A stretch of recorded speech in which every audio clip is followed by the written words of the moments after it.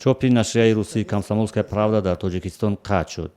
Шарифи Ҳамданпур, муассис ва сардабири ҳафтаномаи Тоҷикистон, ки 10 сол боз масъулияти чопи ин нашрияи русиро дар кишвар бар уҳда дошт, рӯзи 21 июл гуфт: эътирози мо ба мақолаи Сергей Пономарёв рабт дорад.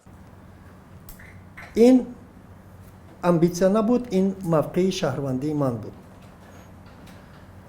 чунки рӯзномае ки бо онмон ҳамкорӣ дорам ва ин рӯзнома миллати ман ва мардуми манро таҳқир мекунад, ҷои арзи вуҷуд кардан надорад. Пономарёв дар як мақолаи охираш, ки баъди боздид аз Тоҷикистон навиштааст, Тоҷикистонро кишвари равшану ҷамшудҳо номидааст. ӯ дар оғози ин мақолааш гуфтааст: дар ҳавопаймое аз Москва ба самти Хуҷанд равонем ва дар миёни мусофирон танҳо ман чеҳраи славянӣ доштам, бақия равшану ҷамшуд буданд. журналист ҳаққу ҳуқуқи баёни андеша дорад, дар сурате ки ин андеша таҳқири як миллат, таҳқири як шахс набошад. аммо Шарифи Ҳамданпур аз зиёни молии баста шудани рӯзномаи «Комсомольская правда» ба буҷаи ширкаташ нагуфт.